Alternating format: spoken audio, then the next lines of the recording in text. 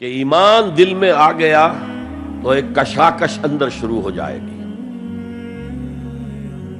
میں اگر فرائڈ کی اصطلاح استعمال کروں تو ایگو اور اڈ یا لبیڈو میں تصادم ہوگا.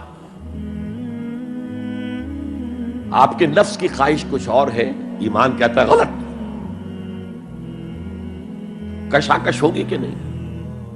یہ اندرونی جہاد ہے اپنے نفس کے خلاف. جیسے فرعون نے کہا تھا الیس لی ملک مصر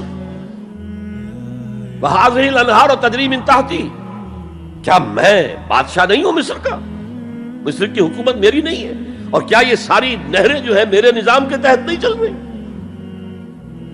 اسی طرح برا نہ مانیے، ہمارا نفس کہتا ہے یہ جسم میرا ہے، میری ملکیت ہے، اٹس مائی ڈومین، میری خواہش پوری کرنی ہوگی. جیسے اس نے کہا میں نہیں جانتا کوئی خدا ہے میرے سوا اور میرے اوپر، میں نہیں مانتا. نفس بھی کہتا میں نہیں ماننے کو تیار، کیا حلال ہے کیا حرام ہے، کیا جائز ہے کیا ناجائز، میری خواہش پوری کرو.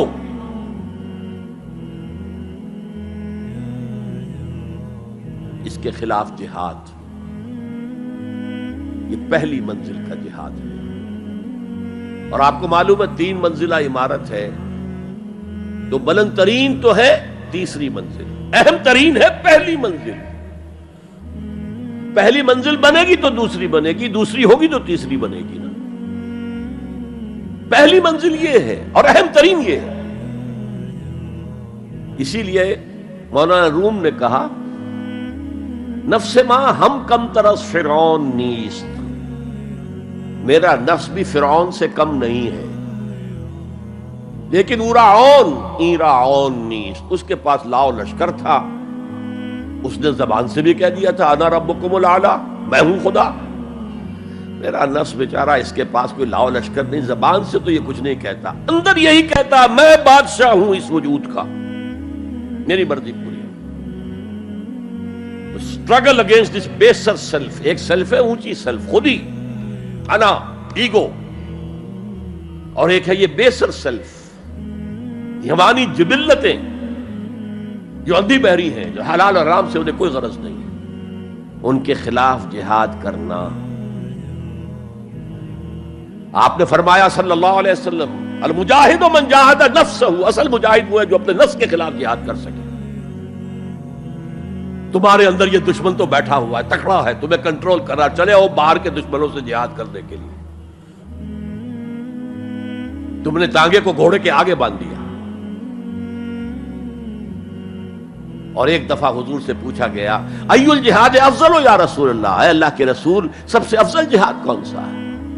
فرمایا ان تجاہد نفسک فی طاعت اللہ، اپنے نفس کے خلاف جہاد کرو، اسے اللہ کا مطیع کرو. یہ جو اندر کی کشمکش ہے، کشاکش ہے، یہ جہاد فی سبیل اللہ کا نقطہ آغاز، اللہ کا مطیع بنانا ہے نفس کو. اس کے ساتھ 2 سب لیول اور ہیں. اس نفس کو بھڑکانے والی ایک قوت ہے انویزیبل، اور ویزیبل بھی ہے. انویزیبل قوت سب سے بڑی ابلیس، شیطان لعین، اور اس کے چیلے چاٹے جنات میں سے. اور ویزیبل میں انسانوں میں جو اس کے ایجنٹ ہیں، جو فحاشی کو کلچر کا نام دے،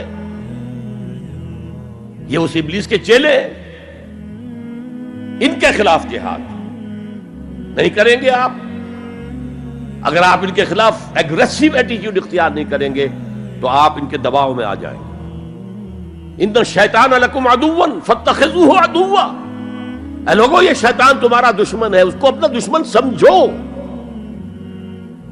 وہ تمہیں سبز باغ دکھاتا ہے، بدی کو مزین کر کے دکھاتا ہے، اچھے اچھے نام اس کے رکھ دیتا ہے، اور تمہیں آمادہ کرتا ہے بدی کے ارتکاب پر.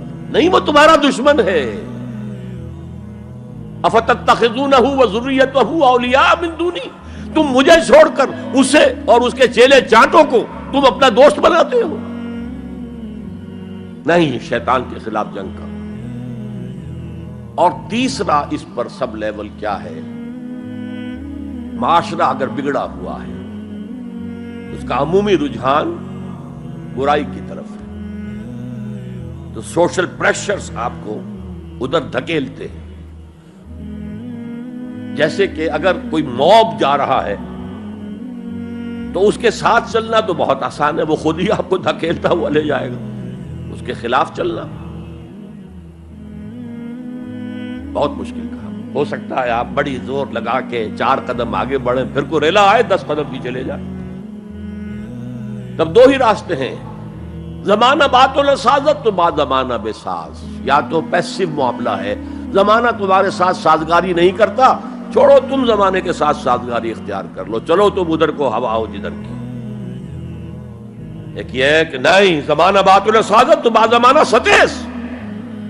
زمانہ اگر تمہارے ساتھ سازگاری نہیں کر رہا تو زمانے سے جنگ کرو، لڑو، ریزسٹ کرو.